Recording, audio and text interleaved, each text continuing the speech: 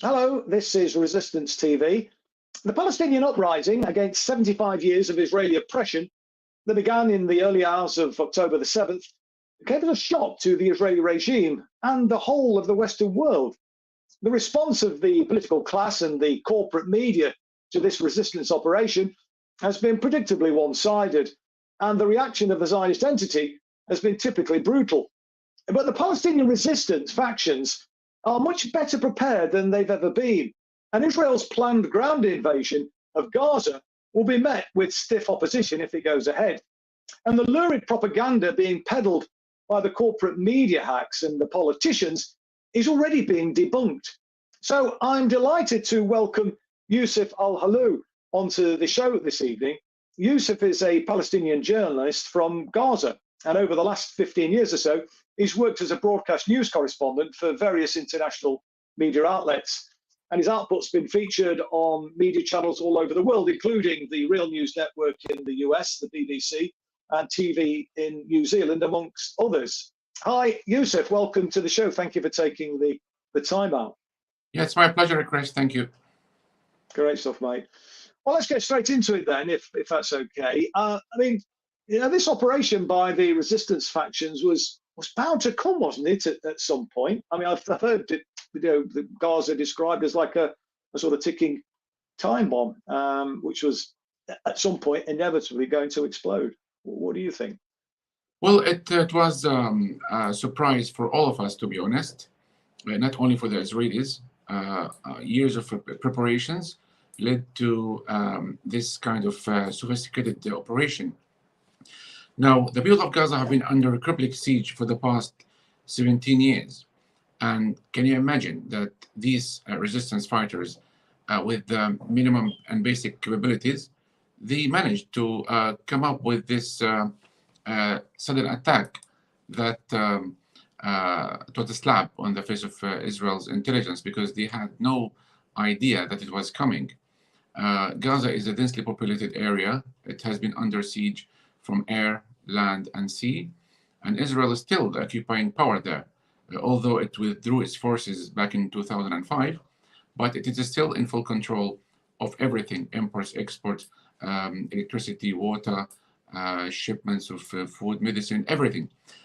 So when you look at what happened when they bulldozed the fence, it was as if the people of Gaza, it was not only Hamas fighters, it was also ordinary people who were kind of, they did not believe their eyes that the fighters, they infiltrated across the border, and with these gliders parachuting from the sky. So they rushed to the border in, I wouldn't say it's celebration, maybe they thought that the Israeli army left their posts, but it was empty at the time. So the bulldozers, they destroyed the parts of the fence, and people entered, some of them on motorbikes, some of them on foot, some of them on cars, and they lasted there. They spent like around 5 hours, and only after 5 hours the Israelis find out that something kind of breach happened to the fence. Yeah, yeah. I mean, as a Palestinian, Yousef, I mean, how did you feel about the operation? You know, when you heard what was happening on Saturday morning. I'm a journalist. I'm covering the news. I'm not taking sides. I'm not part of Hamas. Right. So Palestinians, as I said, they were kind of surprised that, is it really that Palestinian resistance group managed to embarrass Israel to this extent? It was unbelievable.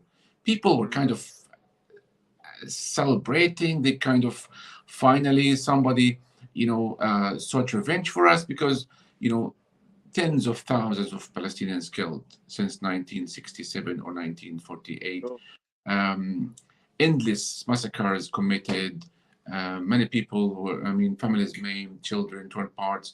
Israel waged so many wars on Gaza, so many offensives, the siege, also attacks on Palestinians in the West Bank, Jerusalem, violating Islamic and Christian sites, confiscating lands, imprisoning Palestinians. Over 6,000 Palestinian political prisoners, some of whom spent more than 25 years behind bars. Some Palestinians from Gaza, they are imprisoned in Israeli jails. So Gaza is considered the capital of resistance. And with this with such operation, it gave somehow people maybe kind of a glance that this could force Israel to somehow give up or at least end its occupation or siege on Gaza. So people were taken by surprise, but they knew that after this operation, Israel was going to revenge. And what happened, what was expected is happening right now. Israel is collectively punishing the population of Gaza, killing civilians, destroying houses, cutting water, imposing a siege on top of the already imposed siege, preventing Which is people. yet another war crime, isn't it, Yousef? Collective punishment is a war crime. Yeah, under international law, you cannot, stop the supply of food or water. You are starving people. The UN said, well, this is not acceptable. The UN Security Council General, the UN Secretary General, and the EU, one of the European countries, wanted to stop and aid its support to the Palestinians, but then it retreats back and they said they will continue. So if you think about it, people under siege with high level of poverty, unemployment, people are angry, frustrated, they lost hope, graduates, they cannot find jobs. People are forced, to live on the bare minimum just to keep them alive. The water in Gaza is unsuitable for human consumption. The sea is even blockaded. Fishermen come under fire. Farmers come under fire. If you think of Gaza, it's like a pressure cooker. It explodes. And what happened was kind of people breathed. Oh, finally, the fence was broken. So it's like it was unbelievable. But now people know that Israel has suffered heavy losses and blow. And as a matter of fact, as we speak, over 1,200 Palestinians lost their lives, including 400 children. And the goods are not allowed to enter Gaza. Even the Egyptian side was threatened by Netanyahu. If you dare to bring supplies, then your convoys will be struck. So we don't know what's going to happen. Is it going to be a ground incursion, invasion, full scale? We don't know. People are afraid, terrified, and they expect the international community to intervene. But we know the international community is silent. They say Israel has a right to defend itself. But what about the Palestinians who suffered for 75 years? Do they not have a right to defend themselves? Israel is the aggressor, it seems to me, about defending itself. But just in terms of the resistance, all the emphasis has been in the media about Hamas, but all the resistance factions were involved in this. This isn't just a Hamas operation, is it? It was led by Hamas. The Jihad was also involved, but Hamas is kind of the leader that is operating. Hamas has been ruling Gaza. So when Hamas decided to carry out this operation, they knew that Israel will go mad. And but they managed to capture around 150 hostages, and they hid them somewhere. No one knows about the fate of those soldiers or Israelis in general. We don't know their identities. There's nothing about that, what happened to them. But one of the goals why Hamas decided and dared to carry out this operation despite the heavy losses now it's happening, because they wanted to release the Palestinian political prisoners. As I say, this is a very important issue for the Palestinian cause. Those fighters, they risked their lives, they sacrificed their lives in order to raise the Palestinian flag, or they fought the Israelis. So that's why people now, when they are being punished, they will not turn against Hamas. Because if Israel is killing civilians, they are going to blame Israel. They're not going to blame Hamas. If Israel is having a problem with Hamas, then it has to deal with Hamas. Why it's punishing killing civilians in Gaza? No, indeed. But there's been a huge outpouring of support from people all over the world, though, for the Palestinian cause since the uprising. But you just look at the demonstrations in this country and around the world. Despite the best endeavors of the propaganda merchants in the corporate media. And I just wondered, as a journalist, Yousef, what do you make of your colleagues in the media and for that matter, the political class, who have been spinning a tale, which is a very one-eyed view of the reality. What do you make of these newspaper and broadcast media hacks who are spinning this story and not giving a balanced view? You're talking about the Western media, I guess. Yes, of course, yeah. Yeah, when I look at the headlines, Hamas-Israel war, no, it's, there is misleading. It's misleading. It's when the Times, the big title in the Times says 40 babies were killed. When I don't know, it's like really manipulating the facts. So the issue is not their action. The issue is the root causes. There are many facts twisted, and if you check all the videos, we did not see any Israeli baby was killed. But now Israel killed 400 children. So why the media is not focusing on the Palestinian losses? Why Palestinian lives are less valuable? Why we are being dehumanized? Why the West is only sided? Why they think Palestinians, they are less humans? Is that because we are not white? Is that because we are not Christian or Jews? What's happening? Palestinian Christians also suffering. They are being spit on by settlers. The churches are being burned, attacked. So why the world is biased? Why there is international hypocrisy? I think if the world wants a just solution or an end to the cycle of what they call the cycle of violence, they must treat Palestinians fairly. They must force Israel to abide by international law and implement UN resolutions. Palestinians aspire for self-determination. They are freedom seekers. They love life. They are not risking their lives to be killed. Obviously, they are hiding from bombs. They are not like kind of suicide bombers, So the Western media must give a fair space for the Palestinian voices. They must focus on the root causes, not on the reactions. They must treat Palestinians in a way that gives them a feeling that they also matter. We are humans. Black lives matter. Palestinian lives matter. All human lives matters. So why Palestinians are not given that extra attention? Why the Israeli lives are more precious than Palestinian lives? This is the question. Well, as far as I can tell, the corporate media seem to be just engaged in what Noam Chomsky referred to as manufacturing consent for war. But these sorts of lurid tales of atrocities allegedly committed by the Palestinian fighters has echoes of previous conflicts going back to World War I, when there were tales in the British press about Germans killing babies. We saw it in the first Iraq war, where it was said that Saddam's soldiers were taking babies out of incubators and throwing them on the floor and mass killing them.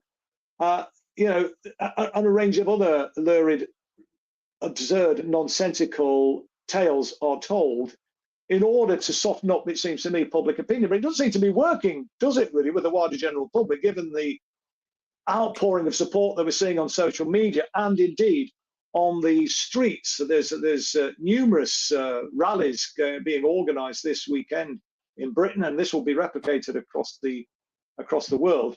So the media, isn't having the effect that it perhaps did in the past, did it? Is it? What's your thoughts? Well, I think those narratives, the Israeli media or the Western media that is influenced by the Zionist lobby, whether it's in the US or the UK or elsewhere, they want to gather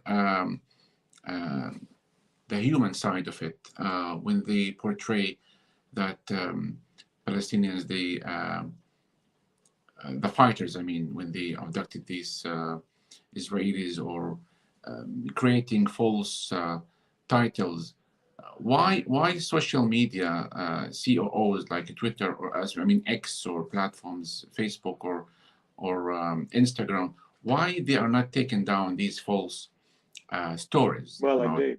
40 babies killed. This is a lie. So why, when it comes to the Palestinian narrative, these platforms, the giant platforms, they are fighting the Palestinian context, the narrative. There are so many Facebook accounts were closed. Even WhatsApp nowadays is shutting down some accounts for Palestinian activists. So the Western media is trying to gather sympathy from the international world in order to justify the actions of Israel. I received a few threats recently, even today, two people unknown from unknown numbers. They say we're going to inflict Holocaust on Gaza. Wait for it. Some of them, they said we will wipe Gaza. So when you hear these mentalities of people who suffered at the hands of Nazi Germany, who should be more merciful, but the opposite is happening. So why they want to inflict another Holocaust on another nation? There is something with the mentality. Why people still think in that way, that they are God's chosen people? So we are animals? What we are?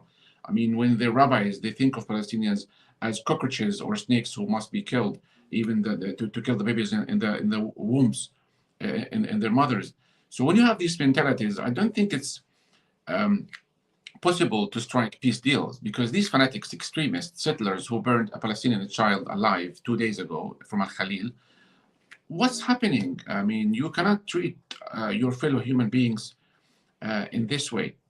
So when you think of it, the leadership of the Israeli government, they must sit down and think, do we really want peace? Why don't we just end the military occupation of Palestine? Why don't we just recognize Palestinians' rights to exist like what the PLO did? Why we just don't end this bloodshed and be neighbors? Why don't we agree one-state solution? We are willing to accept that solution, Palestinians say, whether it's Hamas or Fatah or somewhere else.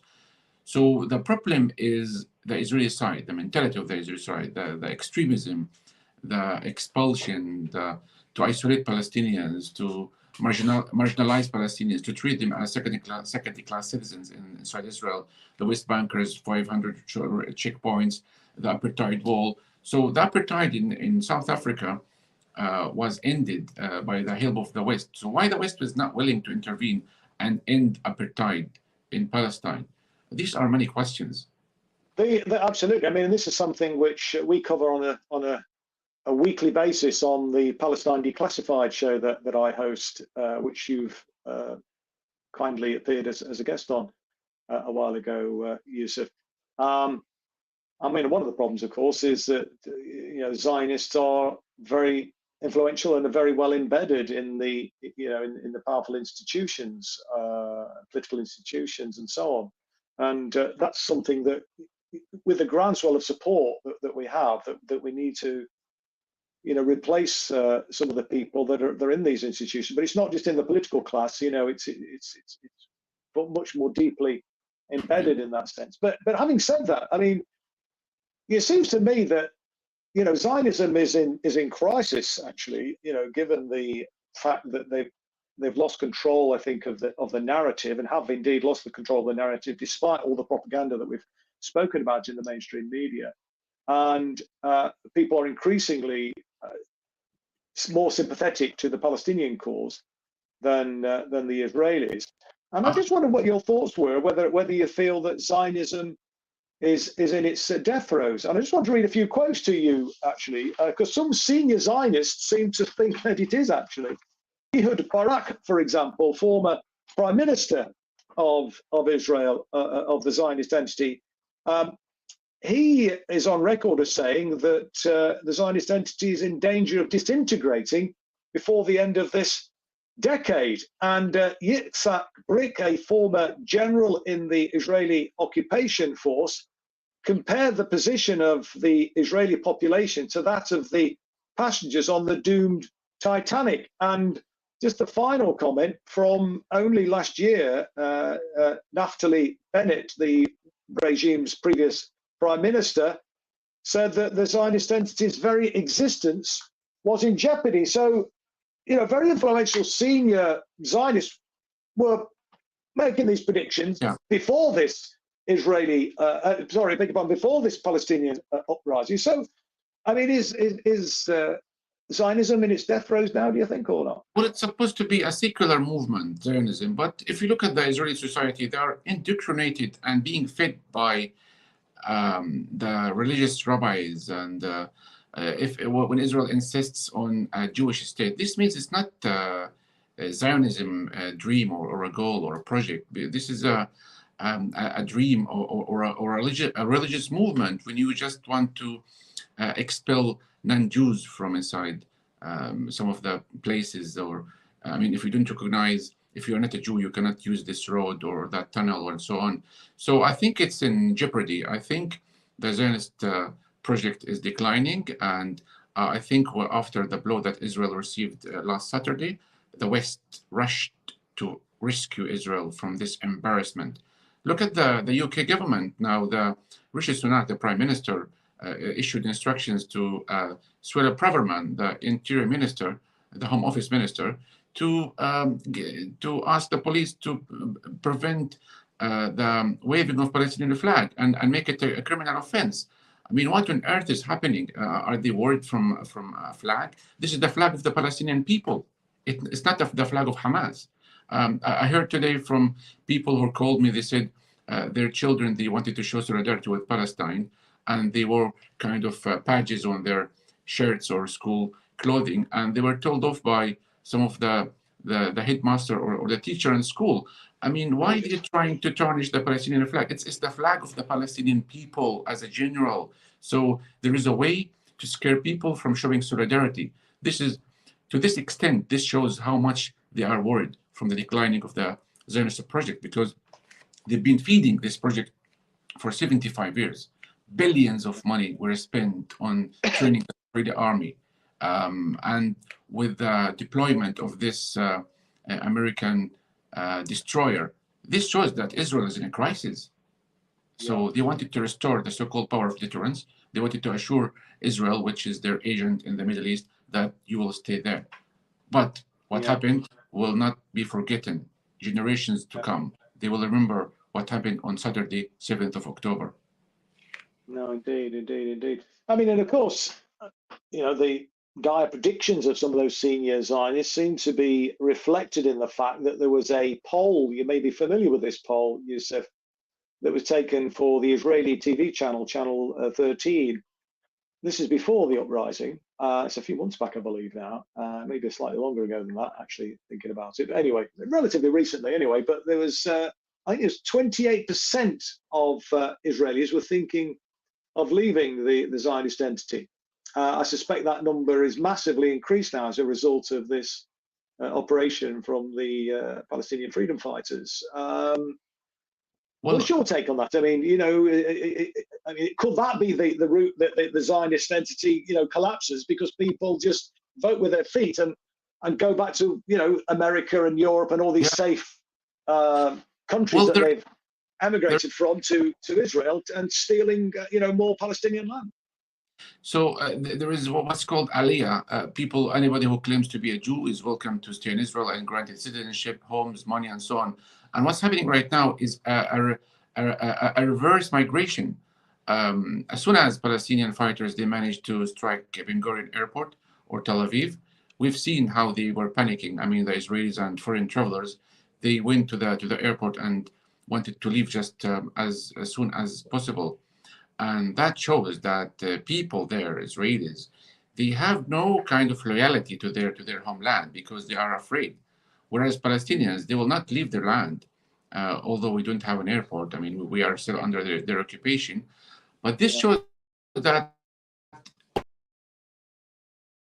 Oh, we've lost Yousef. Let's see if we can bring Sean in. Oh, no, is it back? No, let's bring Sean in. What's been the reaction? Hi. Perhaps Gaz can maybe see if we can get Yousef back on the line. Yeah, people are obviously absolutely incensed, particularly with the mainstream media and the response from Keir Starmer today all over the news, saying that he thinks it's fine for the Palestinians to be going without food and water and fuel and electricity. I've heard today that the hospital has near enough run out of electricity there. I mean, it's literally gone by tonight. They won't have any electricity left. People were trying to charge their phones by using car batteries. They have nothing left. And I think this is what's precipitated all of this, is the fact that they've been locked in that open air prison for 16 years under blockade now. where the Israelis have been even counting calories and only giving them enough food to allow them to live.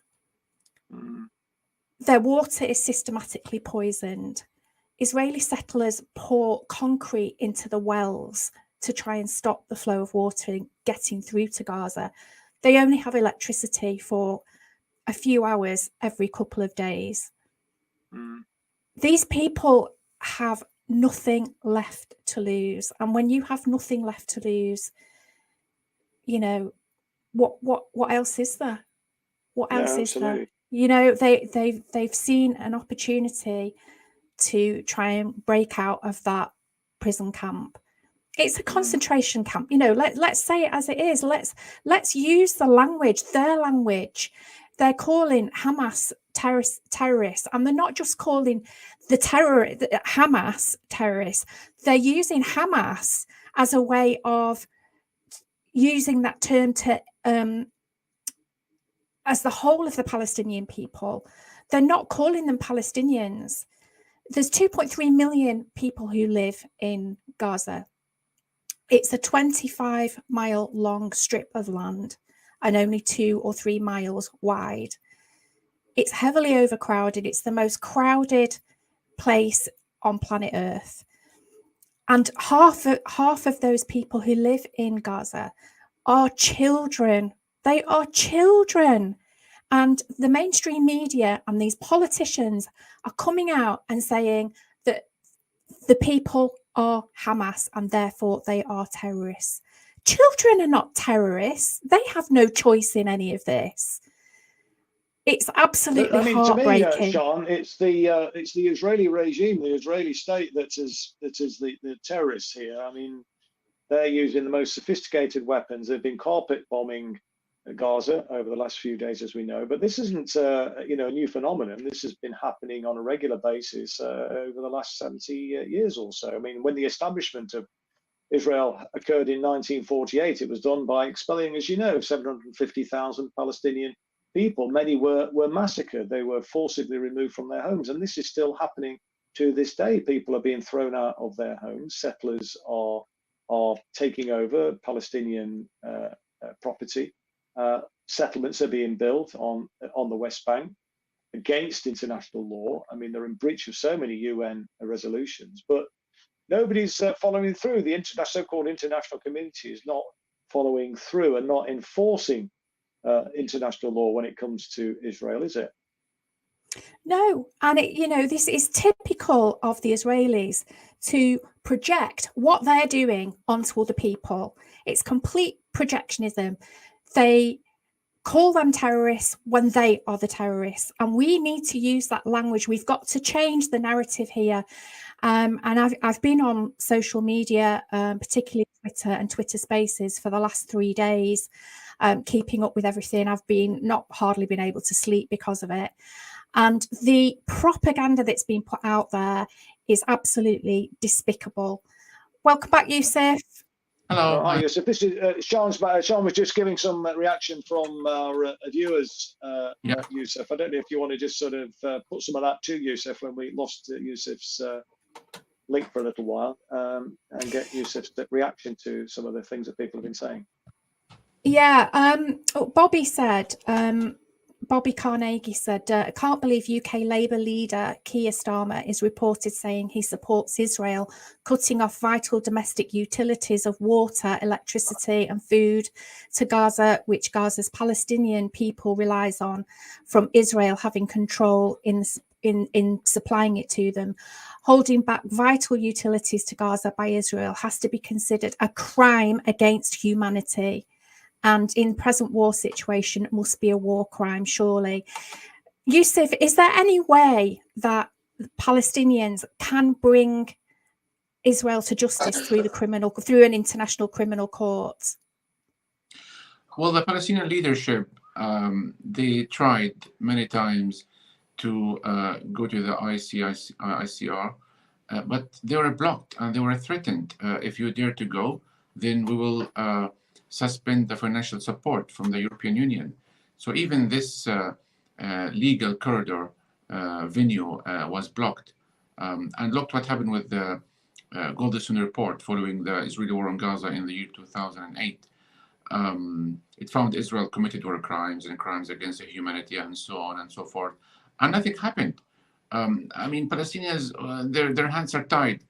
We've been urging the UN Security Council, the UN, to intervene, to pressure Israel to end its occupation, to pressure Israel to implement UN resolutions. Nothing happened. I mean, we know that the international community is biased. We know that the US administration will veto any UN Security Council. So we lost faith in those international institutions. We lost faith in the international community, the UN, you name it. So the Palestinians are pinning their hopes on the free-loving people of the world, the people who support justice. We hope one day, I mean, the US wakes up and say to Israel, look, you know, enough is enough. We've been treating the Palestinians in unjustified way, and it's time that you neighbors. Oops, he's gone again. Chris, can I ask you a question, actually, whilst we're waiting for Yousef to come back on? What do you, in your opinion, now that there's many Arab nations who've come out and said that they're going to support Palestine. Oh, hi, Yousef, you're back again. Do you want to finish off your points that you were making? I cannot hear you. Can you hear me? Gaz, can you just sort that out for us, please, in the background? Carry on what you're saying, though, Sean. Yeah, so there's many Arab nations who've come out and they've said that they're going to support Palestine. So there's Turkey, there's Lebanon, Hezbollah in Lebanon, obviously Iran. I know today or last night, early hours of this morning, Syria started bombing the Golan Heights. So at the moment, Israel is being attacked on from Lebanon and Syria. With the dawn of BRICS, and Iran obviously has been taken into that coalition, do you think there is a danger for a really bad war to spark out in the Middle East now that Israel and the UK are getting involved? A very real possibility. I mean, my fear was that a third world war could be precipitated by NATO's proxy war in Ukraine, but it could actually be caused by the situation in the Middle East right now. And certainly, as I was saying in the introduction there, in the conversation with Yousef, the resistance factions in Palestine are much better equipped than they've ever been, much better trained, and are in a much stronger position, it seems to me, to resist the Zionist entity. And not only that, they do have this growing support. Hezbollah, that you mentioned, the potentiality of Iran getting involved as well. So that does pose an existential threat, I think, for Israel as well. So, it seems to me the storm clouds are gathering, for this Zionist project, which, has been a humanitarian disaster, frankly, for the Palestinian people for 75 years, total injustice. And, the Palestinian people are taking their fate into their own hands now. And so I think, I'm hopeful and optimistic for the future, but of course, it could be bleak if calm heads in the West don't prevail. You've got Biden talking about, I think Yousef made this point, sending a military naval ships into the region and so on.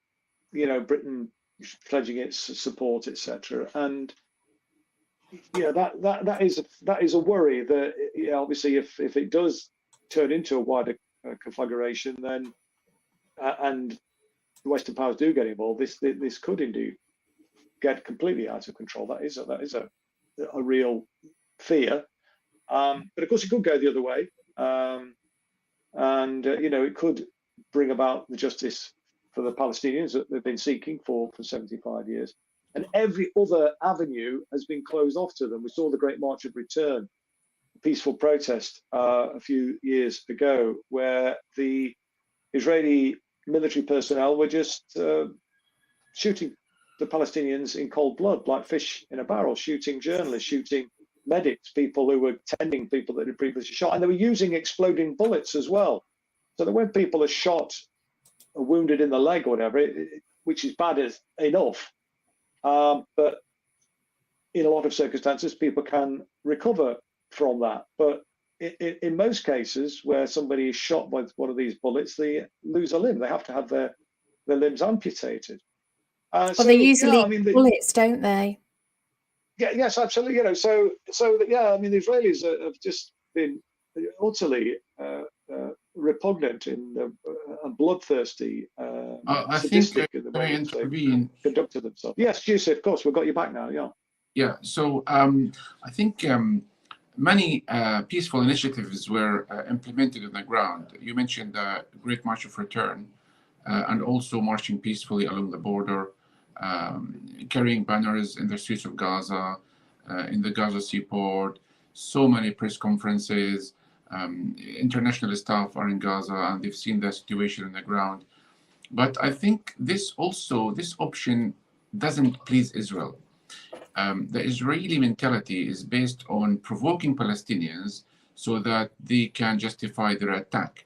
So even the non-violent resistance, the peaceful protests along the Gaza border, Israel transformed those peaceful protests into becoming violence. That's why young people were burning tires, they throw stones and so on. But even with throwing stones, and you are met with bullets, live bullets, and cannons and all sort of sniper shots, and so many people lost their lives. I remember those bad times, including someone called Ibrahim who was on his wheelchair, disabled people, paramedics. You mentioned some of our journalist colleagues were shot dead, and Avigdor Lieberman at the time, he justified that. He said that guy, he was using a drone to film Israeli snipers, but he was using his drone to film the protest.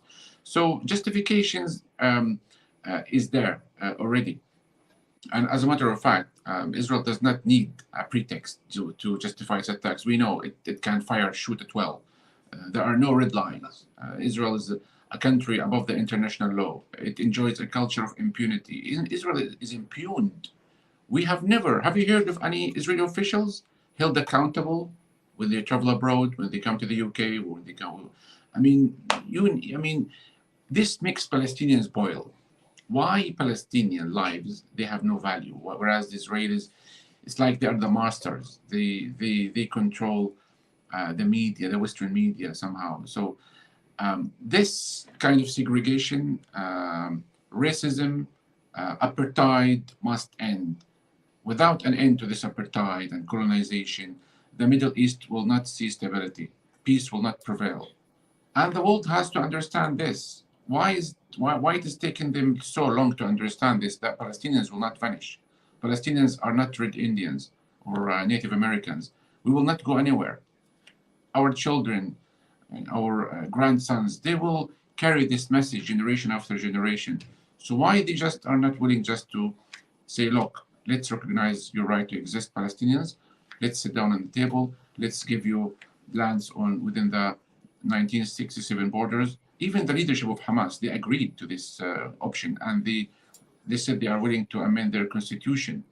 So with these concessions that made on part of Hamas, PLO, everybody, it's not enough. Israel is thirsty. Israel is hungry to grab more land, to confiscate more land, making the Palestinians, the lives of Palestinians miserable, so that we unilaterally leave, voluntarily leave. We are not leaving. That's why Palestinians in Gaza, they will never leave Gaza, because they say if we leave Gaza towards Egypt and Sinai, there are no guarantees that we are going to go back, because their ancestors, I mean, those who fled their villages in 1948, their grandchildren, they still carry the keys and certificates that prove their ownership to their properties in 1948. So there is injustice, there is oppression, there is kind of anger if you look at how Palestinians are treated in the alleyways of the old city of Jerusalem, they are stopped at checkpoints. They are treated like animals. And even, the descriptions of the Israeli officials, when they say we are dealing with the human animals. I mean, all sort of kind of terminologies and names. So we are dealing with an extreme Israeli government that does not want to strike peace. So the Palestinian leadership, they have been hoping to strike peace deal with any kind of diplomatic leadership. But government after government, successive governments, all of them, they adopt the policy of extremism, the Palestinian bloodshed. Any Israeli official who wants to stay in power, they have to shed more bloodshed. They have to prove to the settler movement that they are not going to allow a Palestinian state to flourish or to exist. So what can we do? We are squeezed in the corner. We are let down by the Arab countries, by the international community, by the United Nations, by the Security Council. What else Palestinians can do? We need help. I mean, the Palestinians say, we are fed up from urging the international community to intervene. But no one cares about the Palestinians. Why? This is the question. Well, I mean, as I say, Yousef, I mean, the Palestinian people are taking their fate into their own hands with this incursion. Exactly. That's why there is support for the resistance, because the international community did not leave a Palestinian a choice, but to resort to kind of supporting this faction or that faction, because at the end of the day, if you are under siege and your children, if your child is 16 years old, then your child never saw a plane or a train in their lives. They are trapped in Gaza. So that's why Palestinians, they are taking the matter into their hands, as you put it. That's correct. And when Palestinians seeing Israel is crushing them, leveling and flattening their neighborhoods and their houses, and they destroying their dreams, obviously one day they will seek revenge. So this cycle of violence will continue. Yeah. Any other comments, Sean, before we close from? I just wanted to ask. Yeah, I just wanted to ask Yousef, what can we do, Yousef? Everybody is feeling so helpless right now. We're trying to get the word out. We're trying desperately to change the narrative that's coming out of the mainstream media and out of the politicians and governments. What can we do for the Palestinian people? I just saw a demonstration in Cardiff, and they demonstrated outside the BBC building. I think a pressure needs to be imposed on those biased media outlets, addressing officials, MPs, Palestinians. They feel that they are appreciated when they see people on the ground. So when people go to show solidarity, to implement some humanitarian projects on the ground, this makes them feel happy that they are not alone, that there are some people around the world, they care about them. So sending aid convoys, sending volunteers on the ground, advocates, sergeants, doctors to treat the wounded in Gaza now. It's very important. The Shifa hospital is struggling. It cannot cope with the number of injured and the dead bodies. It's filling the corridors of the hospital amid the power outages. So these some of the things. I mean, financial support to the needy people. Some people are starting to organize convoys, collecting some donations, toys and school bags and stuff.